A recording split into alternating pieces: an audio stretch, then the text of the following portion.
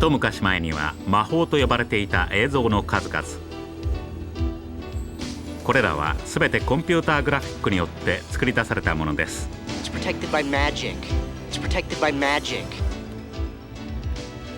コンピューターの魔法によって猫が人間の言葉を話し、石像が突然動き出す。技術の進歩に伴いコンピューターグラフィックの世界では実写と見分けのつかない素晴らしい映像が次々に生まれています。そしてこれらの映像はハリウッドにおける映画制作に革命をもたらしました。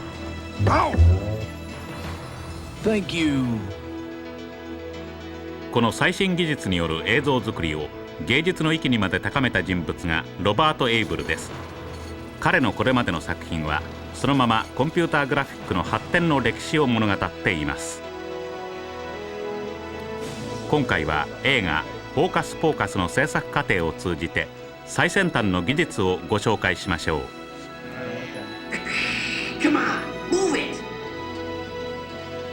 コンピューターのキーを叩き映像を自由自在に操る、それがムービーマジックです。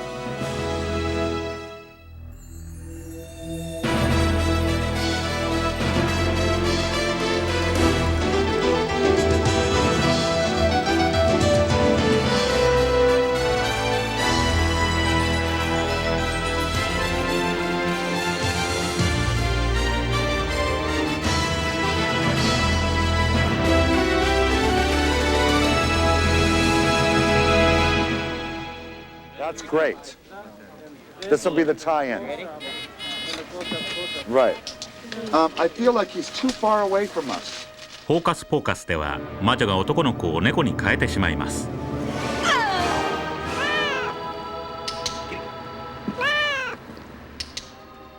もちろんただの猫ではありません。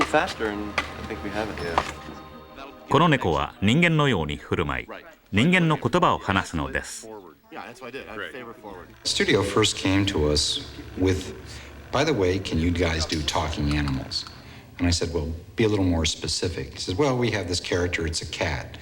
Do you think you can make it talk?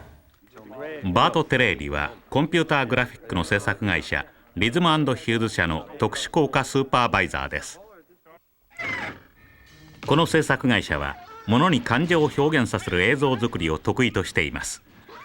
このユーモラスな CM の他にも映画やテレビドラマで活躍中です。テレビの「スター・トレック・ディープ・スペース・ナイン」に登場したエイリアンや映画「イントルーダー怒りの翼」の戦闘シーンもこの会社が手掛けたもの。今回はしゃべる猫に挑戦します。プ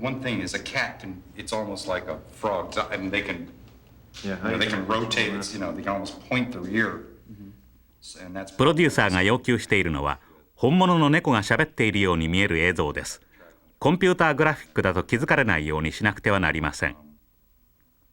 To make an animal a character and not make it too much like animation, but at the same time give it expression. That's a challenge. That I enjoy.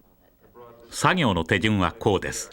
まずコンピューターグラフィックで本物そっくりの猫の頭部を作り、それに表情を加えます。その頭部を実写の胴体とつなぎ合わせ、そのつなぎ目がわからないよう修正して出来上がりです。かつて動物にセリフを言わせる際に使われていたのは、まずロトスコープアニメーション。You mean about America's finest economy car? あるいは餌を食べる口の動きを取っただけのものもありました。My boy Donald has finally discovered SEX. Thank you. やがてコンピューターの導入によって映像はここまでリアルになったのです。The first draft beers really haven't evolved. Some of it's real, some of it's not. We've replaced some of the whole heads of the chimpanzees. Excuse me, I'll have what he's having. この CM を見て制作会社のディズニーは今回の仕事を彼らに任せることにしました。Or we can do a really active, here they come, and we can get the cat to rear up on his back legs and swing his arms. Or we can use the still cat and still get a... スタジオではアニメーションスーパーバイザーのクリス・ベイリーが猫に思い通りの動きをさせるためスタッフに細かく指示を出しています。Can you make him not do the paw? No. We don't want the paw. No, I don't. I said I don't want that. I'm here to make sure I essentially just get what I need for a dialogue shot, to make sure the shot's long enough. I try to get the cat looking in the general direction I want my cat to talk in. And so I'll take a stopwatch, and when the cat, as soon as I see a good starting point, I'll click the stopwatch and I'll read the line of dialogue to myself.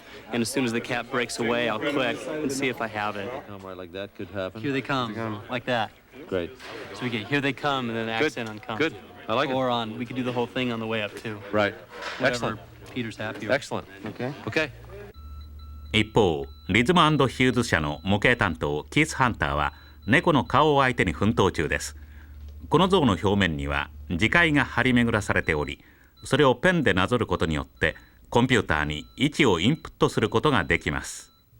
What we do is we take our sculpture, put it on the stand, and put our wand wherever we want to put a point in the computer.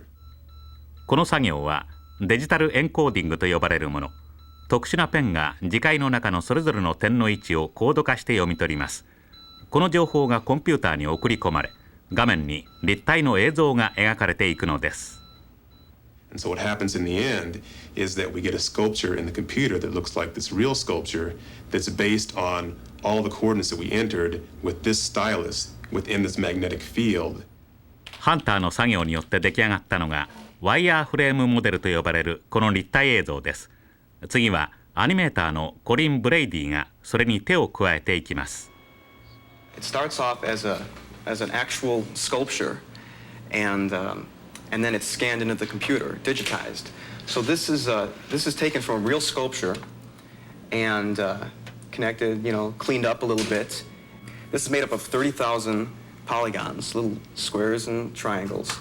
And with this, I can zoom into any part, if any changes need to be made or anything like that. And as you can see, the resolution is pretty high. This is just the corner of the eye. リズム&ヒューズ社は高性能コンピューターと最先端のソフトをフルに生かし、映画の特殊効果をさらに面白くしています。It's protected by magic. It's protected by magic. It's protected by magic. コンピューターグラフィックが誕生したのは1960年代のことです。はじめはただ線と線をつなぎ合わせるだけのベクトル型と呼ばれるものでした。これを製図として設計に利用したのがコンピューター寛容設計、いわゆる CAD です。その他にはフライトシミュレーションとして用いられるなど、当初は主に実用の観点から見られていました。コンピューターグラフィックを初めて芸術的観点から見直した人物がロバート・エイブルです。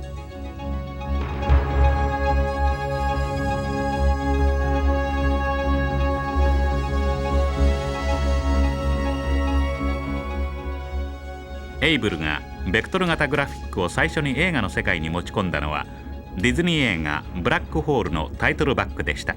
I said, listen, I've got this vector flight simulator from Evans and Sutherland, and basically it allows me to move and the object to move in 3 dimensions. So the best I could do would be the point of view of the computer of a rocket ship that was being pulled into a black hole. And all of a sudden, I said, wow, there's a whole world there. 1970年代に入るとラスター型と呼ばれるグラフィックが登場しました。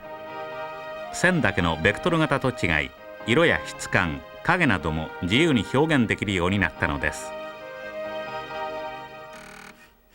唯一の難点は1コマ作るのに何百万という数の計算を要したことです。したがって当初は一つの作品を作るのに莫大な時間がかかりました。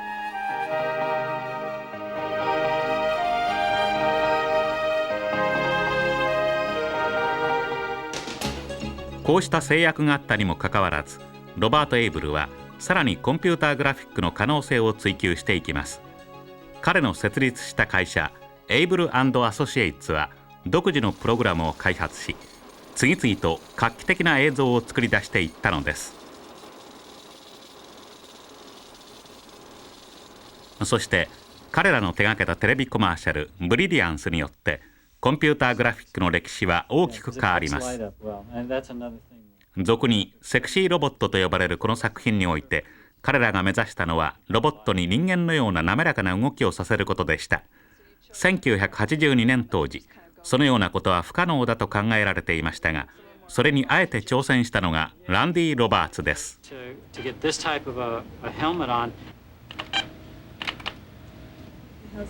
That's pretty good. Okay, now the bottom lip looks a little thick. Maybe we should take. Want me to translate them all up a little? Yeah, what? Maybe from like 25 to 34 or something. Okay, well, I think that looks better. ロボットに人間のような動きをさせるため、彼はあるユニークな方法を編み出します。まず人間のモデルに見本となる動きをしてもらいます。彼女の体の表面には目印となる点がつけられており、その動きをコンピューターでたどることによってベクトル型グラフィックの映像が出来上がるわけです。I mean, it seems stupid at the time. I mean, she was in a barber's chair filled with all these black dots in a bathing suit, but it worked. 成功の鍵はロボットの動きが自然かどうかという点にありました。It has to be something where you really can't tell if she's real or if she's computerized. Her movements are very human and she's very sexy but very strong. And you've got to believe it's a human being, yet it isn't quite. Once we got the motion right, we used raster graphics to give the image form and color. The robot, her movements, the details, each reflection, the magic she does with the food, getting all of that into an environment and then adding Jupiter into the picture window. If you can imagine, each picture of film, which is a 24th of a second, takes 10,000 or 20,000, add, multiplies, subtracts, divides. Well, that's millions of bits of information that the computer has to chew through. こうして8週間がかりで画期的な映像が生み出されました。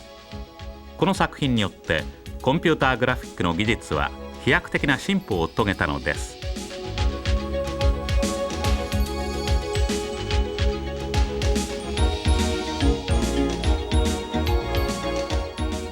エイブル&アソシエイツはこの後も目を見張るようなコマーシャルを次々と生み出していきました。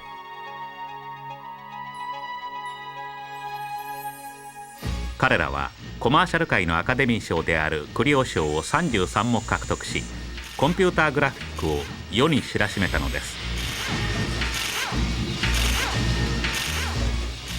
現在第一線で活躍しているアーティストの多くはこの会社から育っています。The interesting thing about Bob Abel and Abel and Associates, where we all worked, is that was the starting point of all this new stuff that we see today. He was like the first person to do it, and he was like the granddaddy of this sort of computer graphics.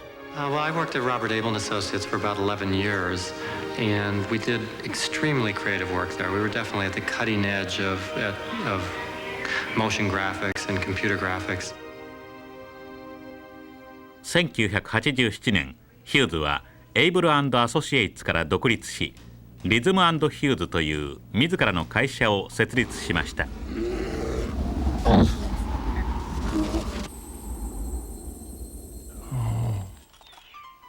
80年代後半、コンピューターグラフィックの歴史において重要な事件が起こりました。カリフォルニアのピクサー社の作品「ラクソー・ジュニア」がコンピューターグラフィックとして初めてアカデミー賞の短編部門にノミネートされたのです。I was inspired because one of the guys that I worked with came with his baby. And I thought, I wonder what a Luxo lamp would look like if it was a baby. And even though they were just lamps, I worked very hard on giving the feeling like this is a baby lamp and this is a parent lamp. They did the same action, but they do it it's one of the differences in with character animation. You try to create differences within the objects and characters. So I had them do the same object different ways. 1976年にジョージ・ルーカスが設立したピクサー社はディズニー出身のスタッフを雇い、アニメーションのノウハウを取り入れていきました。My background in character animation taught me one thing, and that is that the definition of character animation is not moving an object from point A to point B. The definition is to give life to. That's the essence of animation to me. ピクサー社のスタッフが登場人物に命を吹き込もうとして作ったのがこの「レッドの夢」という作品、一輪車とピエロの物語です。そして1988年、このティントーイがアカデミー賞短編アニメ部門でオスカーを受賞しました。Well, we wanted a more challenging character. In some sense, the character was first, but in another sense, we had a whole new round of software that we had just developed. We wanted to do film to test out whether the software was any good, essentially. So we've tried to do these research vehicle kind of films based on our tools, and then grow our tools for, to try to make better and better films. What's happening is computer animation is not standing alone anymore. It's becoming invisible in the world of filmmaking. And I think that's the real exciting thing, is that it's being able to create things that you've never seen before, and it looks so real and it blends in. では、フォーカス・ポーカスの制作現場に戻りましょう。リズム&ヒューズ社のバート・テレーリやクリス・ベイリーらはセリフにぴったりと合った猫のショットを撮ろうと奮闘を続けています。コンピューターグラフィックの頭部と合体させる際、違和感がないようにするためには、猫が思い通りの動きをするまで妥協するわけにはいきません。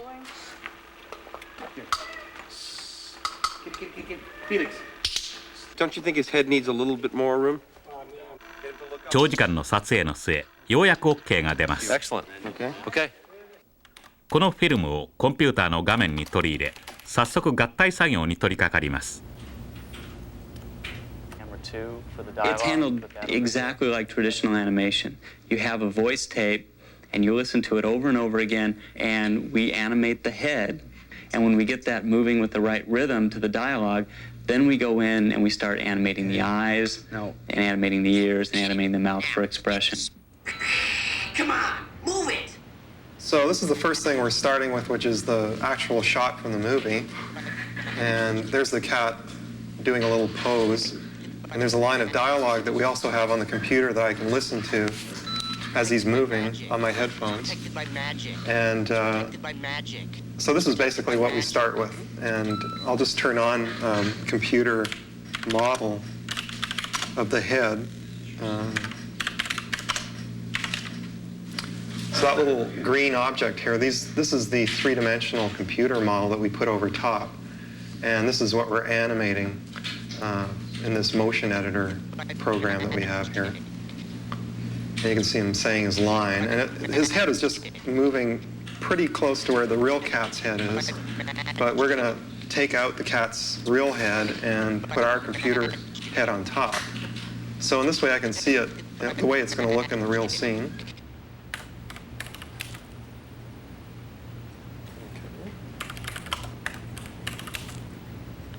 Now this is my close-up of the face, and I can see the lips and the face moving around. It's protected by magic.